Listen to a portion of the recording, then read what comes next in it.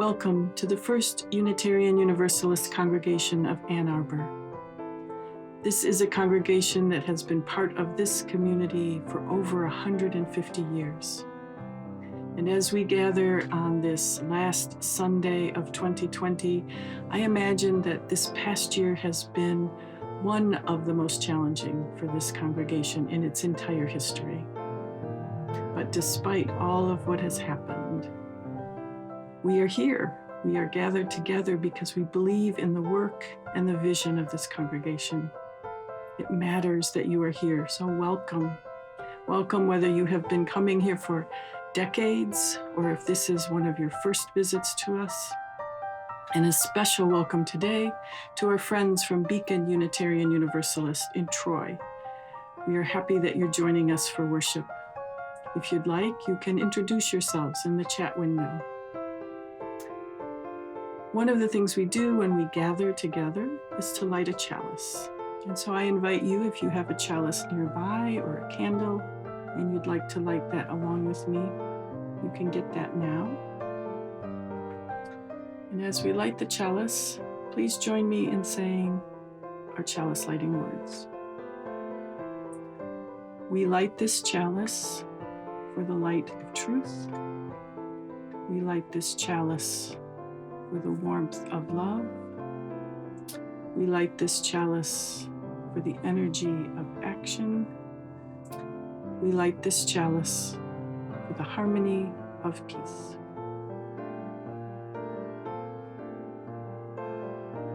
One of the things that binds us together is a covenant. And the beautiful thing about a covenant is that when we fall short, we can come back to the covenant and begin again in love. The covenant are words and promises that show us how we are going to be in relationship with each other. So if you will join me in saying the words of our covenant together. The spirit of this church is love, and service is its law. This is our covenant with each other, to dwell together in peace, to search for truth in love, and to help one another. In preparation for the rituals we're going to do a little bit later in the service, I invite you to get a few things ready. If you were able to pick up one of the ritual bags, you'll find inside a postcard with some papers clipped to it. You can get those ready. You should have a card, a small blue paper, and a thinner white paper. Now, if you weren't able to get the bag, it's totally fine. You can gather any 3 pieces of paper. They will work just fine for this ritual.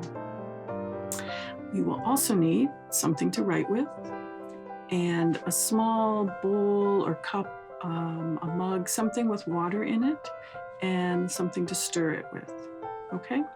So that's all we're gonna need for the rituals. And I invite you to gather those things up now. You can do this during our first hymn, which is gathered here in the Mystery of the Hour. Keep the volume up as you're walking around getting the items so that you can sing along, okay? So please join me in singing our next hymn.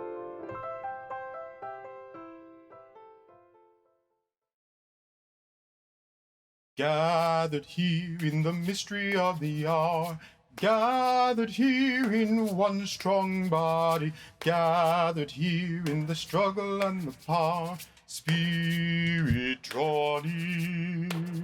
Gathered here in the mystery of the hour, gathered here in one strong body, gathered here in the struggle and the power, Spirit draw near. Gathered here in the mystery of the hour, gathered here in one strong body, gathered here in the struggle and the power, Spirit draw near. Gathered here in the mystery of the hour, gathered here in one strong body, gathered here in the struggle and the power, Spirit draw near.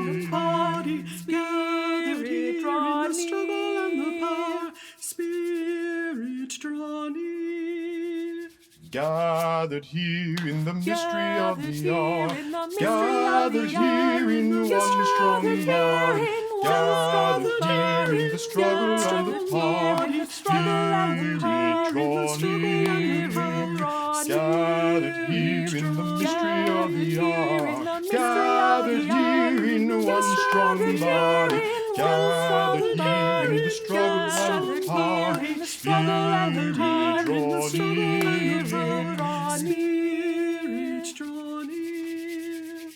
gathered here in the mystery of the hour, gathered here in one strong body, gathered here in the struggle and the power, Spirit draw near, gathered here in the mystery of the hour, gathered here in one strong body, gathered here in the struggle and the power, Spirit draw near, Spirit draw near, Spirit draw near, Spirit draw near, Spirit draw near, Spirit draw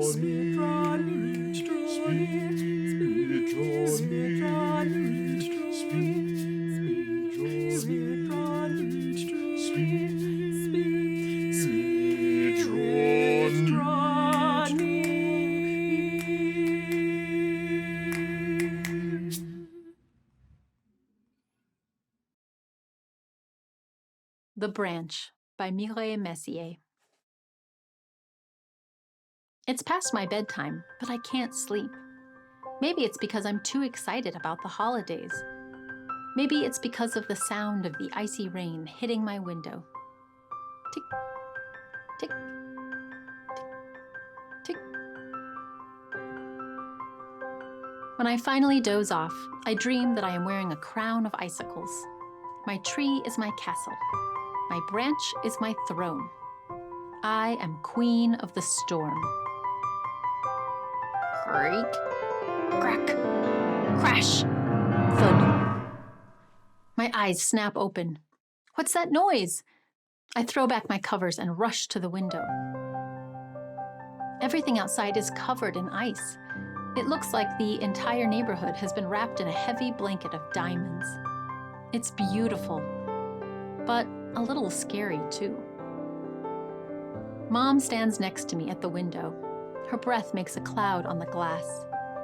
We're lucky the whole thing didn't come down, she says.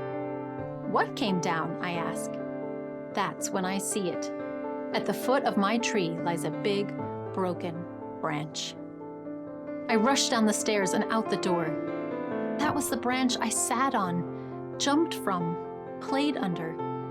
It was my castle, my spy base, my ship. I tried to pick up my branch, but it's too heavy. I run my fingers along the bumpy ice. Can we fix it? I'm afraid not, says Mom. Can I keep it? It's just a branch. It's not just a branch to me. I played on this branch all the time. Mom touches the splintery part on the trunk where the branch used to be.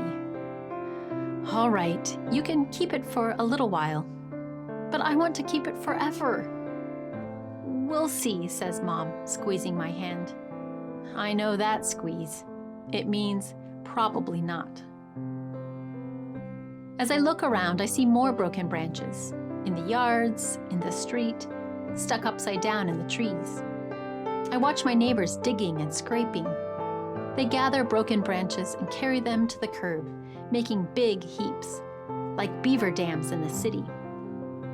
Workers in shiny coats are clearing the road. They climb ladders, fix wires, wrap yellow tape around trees, and put orange cones on the sidewalk. Everybody is so busy. I wish I could climb my tree to watch them, but I can't. My next-door neighbor, Mr. Frank, is out with his chainsaw.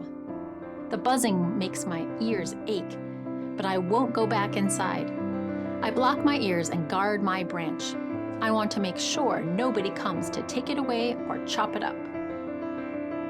Finally, Mr. Frank stops sawing when he catches sight of me over the fence. Why the long face? My favorite branch broke. Oh, I see. So what are you going to do with it? I shrug. It's just a branch. Just a branch? But it was your favorite, right? I nod. That's what I thought. That branch is full of potential. What's potential? It means it's worth keeping. Mr. Frank hands me a small piece of wood. What do you see? A piece of wood? Sure, but what could it become? Mom comes over carrying mugs of hot chocolate. Hi, Frank. I see part of your tree came down too. Yup, that was quite a storm we had. We're guessing what's hiding inside the wood, I tell Mom. Mr. Frank chuckles at Mom's puzzled look. I build things from salvaged wood, says Mr. Frank. With some imagination, each broken piece can become something great. I look at my favorite branch. It has potential. I concentrate, I squint, and then I have an idea. I know what my branch can become. I knew you would, said Mr. Frank. What is it? Asks Mom. Is it a walking stick? A coat rack? A birdhouse? No, it's even better, I say. I cup my hand and whisper into Mr. Frank's ear. Oh, good idea. But I don't know how to make it. I can help, says Mr. Frank. I have the tools and I have the time. All you need is elbow grease. Mr. Frank's workshop smells sweet, like Sunday breakfast. We work together on weekends and sometimes after school. He shows me how to use the tools to make my branch into something new. We draw plans, we measure, we saw some more, we dry the wood, then we wait, and wait, and wait. We plane, we make holes, we sand, then we varnish, 3 coats to make it last a long, long time. It wasn't just a branch, it was my branch, the one I sat on, jumped from, played under. It was my castle, my spy base, my ship. And now, it still is. The end.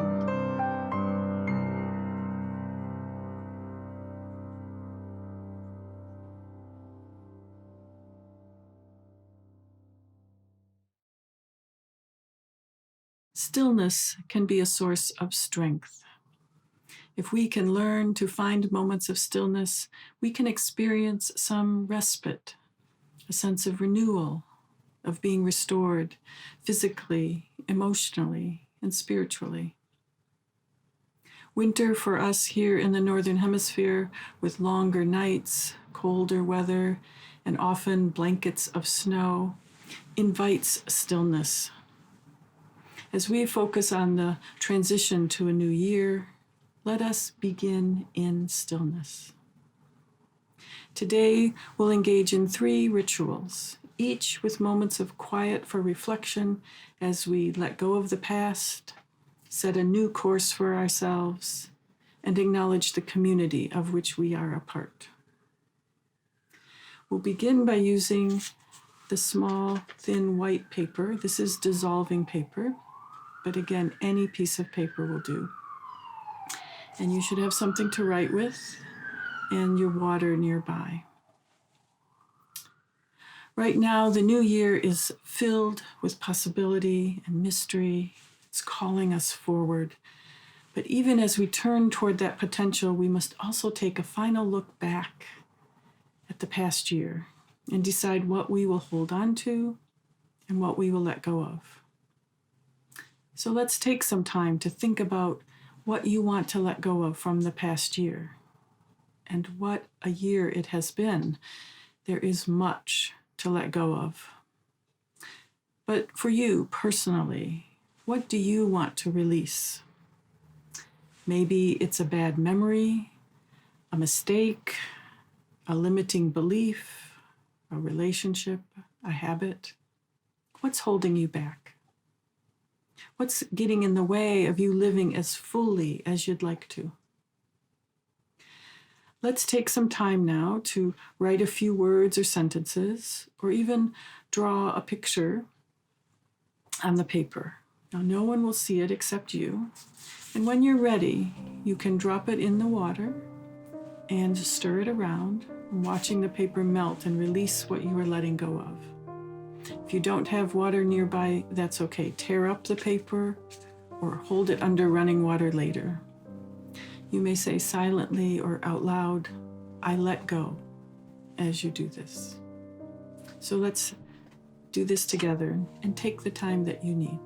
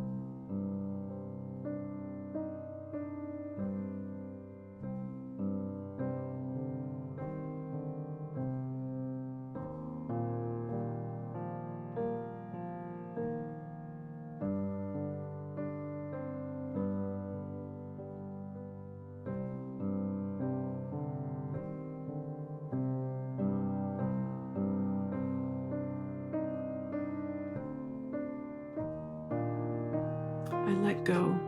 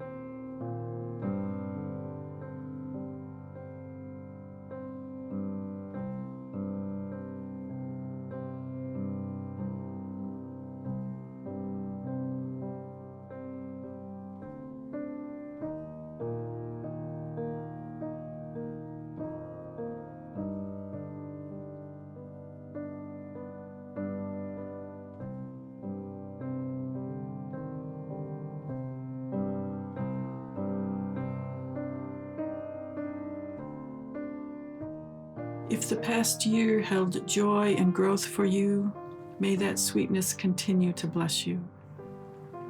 If the past year held pain and bitterness, may you feel your burdens lifted.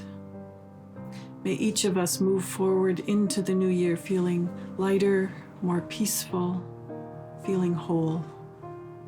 Blessed be.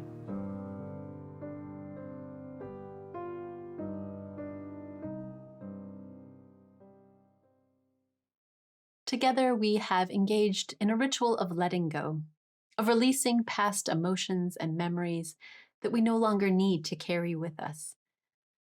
Now let us turn our attention to moments that mark new beginnings, like this day on the cusp of a new year.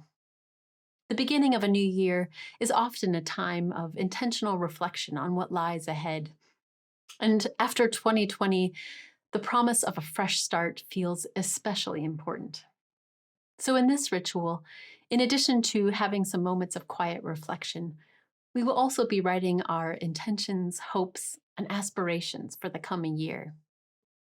This is not the same as a traditional New Year's resolution, the kind of self-improvement projects that we often set up with unrealistic expectations that end up abandoned within weeks or months.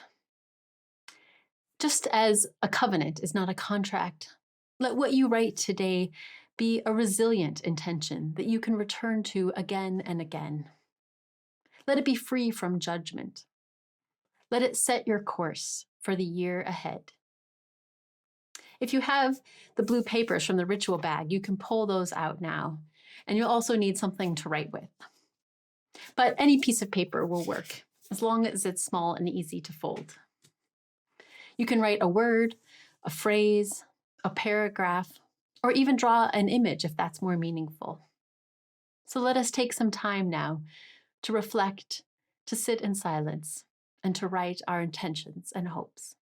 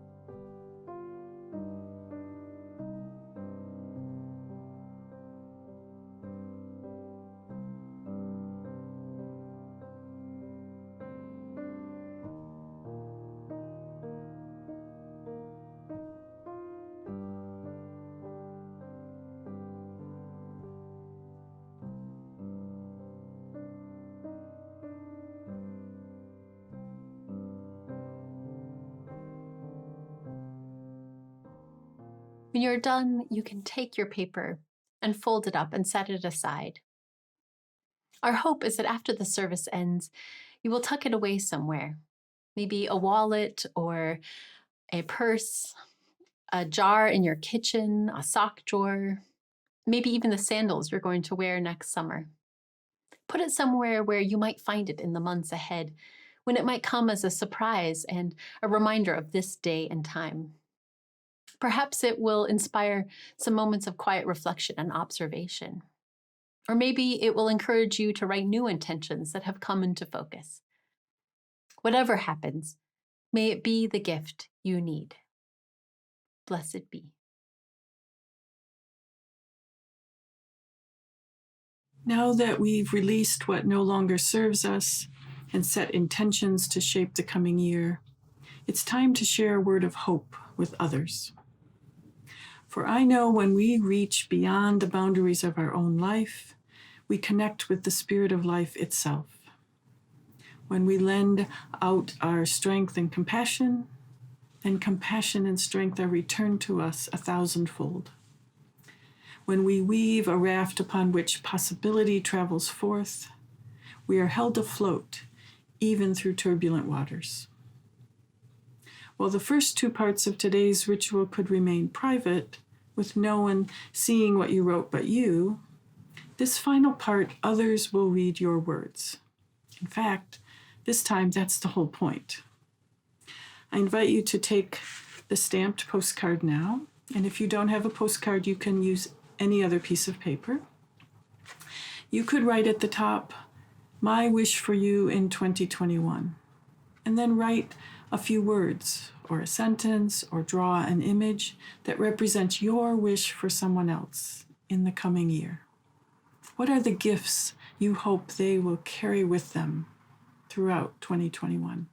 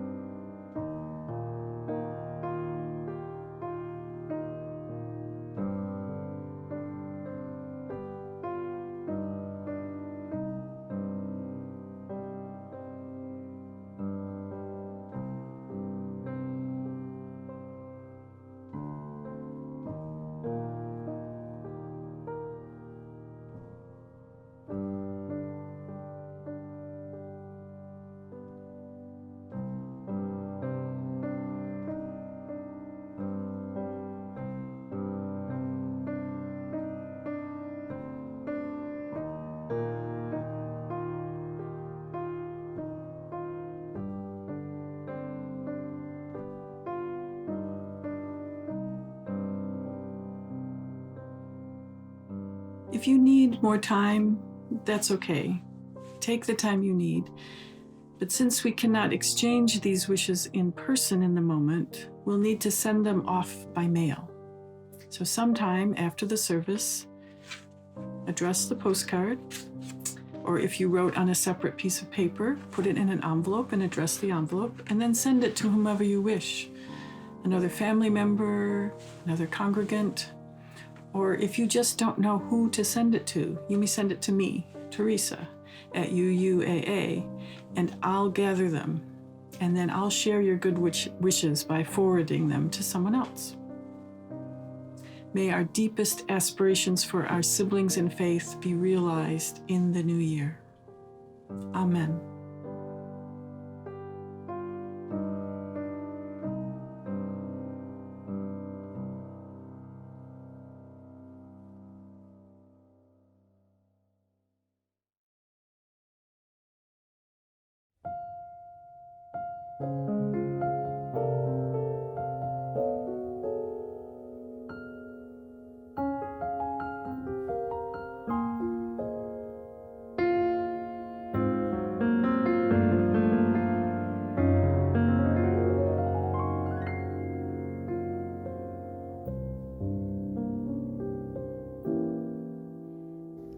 I see trees of green, red roses too.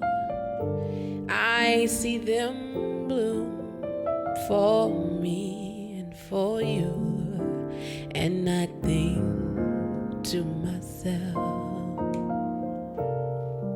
what a wonderful world.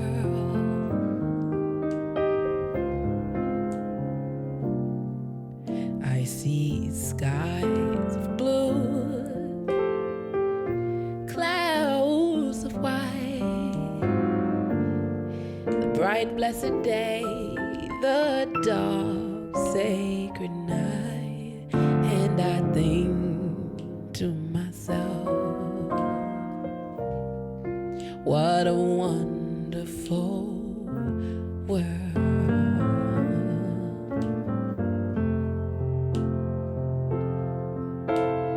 Colors of the rainbow, so pretty in the sky, are also on the faces of people going by. I see friends shaking hands, saying, how do you do? They're only saying, I love you. I hear babies cry, I watch them grow. They'll learn much more than I'll ever know, and I say to myself, what a wonderful world.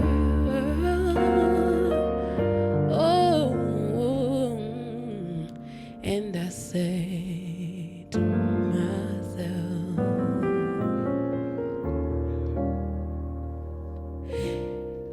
what a wonderful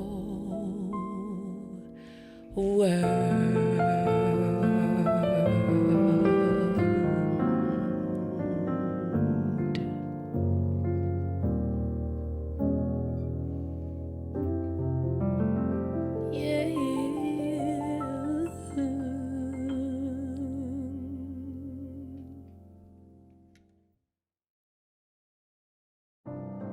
Our time together in this space is coming to a close, but we invite you to continue connecting together by joining us for Social Hour directly after service at uuaa.org/social hour. This is a great way to get to know each other better through guided small group conversations. If you're new to our community and you want to learn more about us, you can also let the Social Hour host know so they can invite you to a special breakout room for newcomers. As our incredible musicians reminded us today, this is a wonderful world. Despite all the pain and challenge that this year has brought, there are signs of beauty and hope all around us. Just recently in our own community, for example, we were able to say yes to the possibility of offering sanctuary in our building to a family in dire need. Offering sanctuary is a major undertaking, especially in the middle of a pandemic. But our staff and the dedicated leaders of the Immigration Action Coalition were able to say yes because of all this community has already built together, and because we know that you will continue to show up to do the work of love in the world.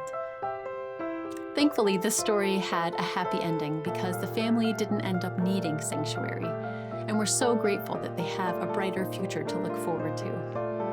But our ability to say yes when it was needed is an important reminder of what is possible when we work together. If you'd like to make an offering to support the work of our community, you can visit UUAA.org/giving. Thank you for your generosity and support. Today, we have honored the new year by letting go of all that weighs us down, by setting a new course to guide us, by reaching out to others because we know we cannot make this journey alone. And now, we take our first tentative steps forward. We begin again in love. We begin again with hope. Blessed be, and Happy New Year.